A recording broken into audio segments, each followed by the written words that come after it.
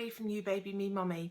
I wanted to do something a little bit different today and to share my experience with you on something. Last week, Sport Relief ran the Mum Talk campaign. You might have seen it on social media, #MumTalk, to raise awareness of postnatal depression and to get people talking about mental illness as it should be and not how it is at the moment, which is surrounded by stigma. And we are made to feel guilty if we have it, if we have any of the sort of anxiety disorders and depression. And I just wanted to share my experience and to hope that by doing that, if you're feeling the same, that you might be able to speak to someone about it. Lots of people that have postnatal depression or are on the spectrum feel like they can't talk to anyone and feel like they shouldn't be feeling like that, and so it goes untreated, and that then is not great for anyone, obviously. So my story, I don't really talk about this on my blog a lot. I don't hide the fact that I have postnatal depression, but I don't really particularly like shouting it from the rooftops because it's not something that defines me. And that's what I wanted to talk to you today about. And I really do understand that everyone has differing degrees of depression and anxiety, any sort of mental illness, mental disorder. It's completely personal, and I'm not going to tell you that you should feel like me or that you could do the things that I've done or that you should or anything like that, because it's personal. But I just want to speak honestly, and that's all I can do, and to just share my story a little bit. And I just feel that it's really important to do that, even if I've not got a blog that is a mental illness blog.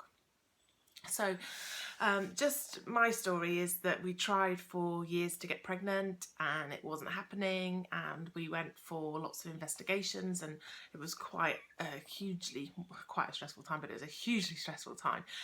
And I genuinely thought that I would never ever be a mum, so that does something to you, I think, as well. So especially when you want it so badly.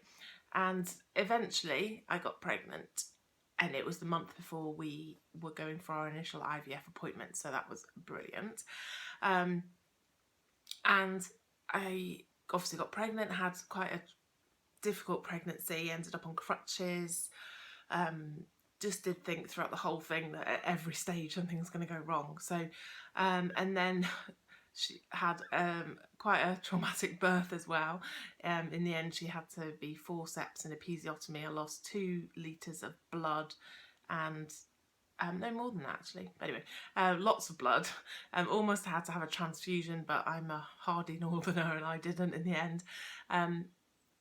Yeah, they pressed the red button, everyone came in the room, it was quite scary. And even then I said to my husband, I told you this was going to happen. I thought something was, even at that stage, going to go wrong. But anyway, we got our little baby and everything should have been perfect. That's what we wanted, that's what I wanted. Nothing changed, that's what I still wanted. So we went home. I had some complications, a lot of pain for sort of basically 3 months after. And then I started to feel different, and I thought it was just the baby blues, everyone says.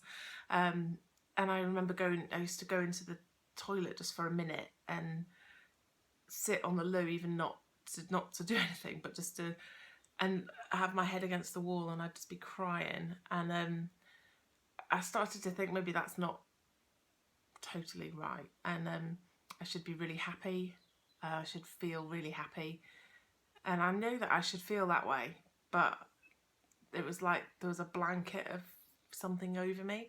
I remember I used to go to baby groups to get out of the house, and I used to sit there and everyone's just joining in so much, and I just used to feel like just like an observer in my own life, not that I was really involved in what was going on. And it wasn't because I was being standoffish or anything, it was just feel like you're so removed from your own life. This is what I felt like anyway.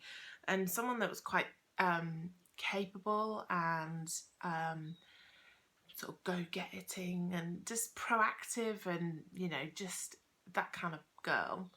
And this isn't to say any personality type is more likely to get mental illness, but it's hard to deal with when you think you're never going to get, nothing's ever going to happen like that, because you just get on with things.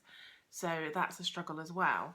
And so things that I would normally be able to do really easily, like I used to make dressage to music videos, the music for them, not videos, I don't know what I'm talking about, but so I used to put together music, like a musical score, if you like, for freestyle competitors. And that was something I was really good at and I could do, and I knew what I was doing. It was, you know, my music won everywhere and stuff, so it was really good. But I remember when I started to feel ill, I would ask my husband to check it, like to listen to it and make sure that the edit, everything sounded right, because I just had no confidence in my own ability.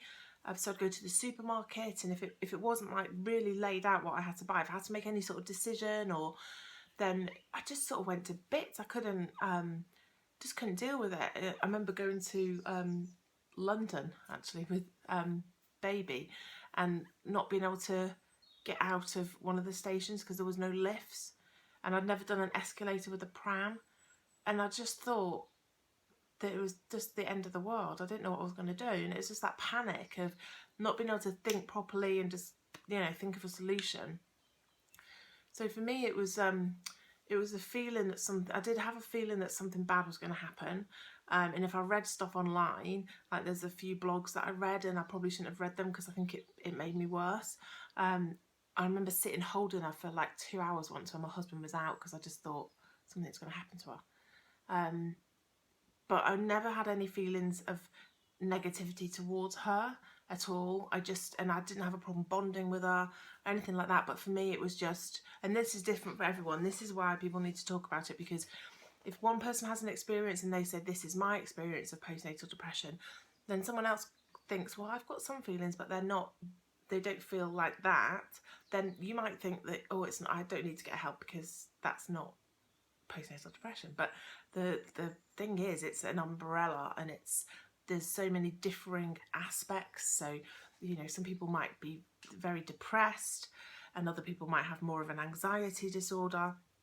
And we should talk about it like, so I didn't get help to start with because I thought it's just baby blues. And then when I was crying about 7 times a day for apparently no reason, and I still get the feelings now sometimes when I feel like my insides are shaking. So it's sometimes, you know, difficult to deal with things, because I'm like, oh my God, if just one more thing happens, then I'm going to lose it. And obviously I'm not going to hurt anyone or do anything, but I'm just going to not be able to cope. And that still jars me a little bit, because I am a coper. But if I had a broken leg, I wouldn't be able to walk as well as I do now. So it's the same thing. I've got some broken bit of me that means I don't work as well as I used to. But it's not anything that I could do. I wouldn't be having a negative thought about myself because I've got a broken leg. So I shouldn't have a negative thought because I've got a broken brain, if you like, but not broken, but, you know, something's wrong with my brain, and my emotions and my feelings and my perceptions.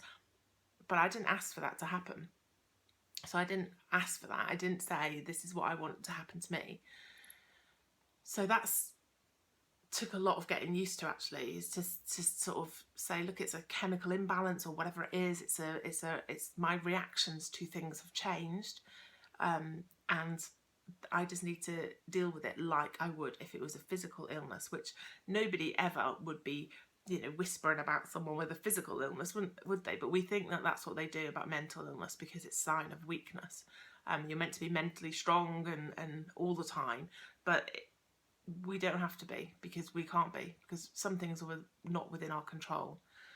So another reason I wanted to do this video is because quite a lot of people on my blog or on other people's blogs or social media said, oh, I didn't realise you had postnatal depression. And it kind of, it makes me have mixed feelings, because I'm kind of like, well, obviously I sort of do well despite that. It doesn't define me. It's an aspect of, and I'm still on medication, it's an aspect of my personality. 2.5 years later, I'm still on medication, because if I try and come off it, then I just don't feel I'm in control enough. But I just wanted, for some of you that are feeling low and that have been diagnosed, it doesn't have to define you.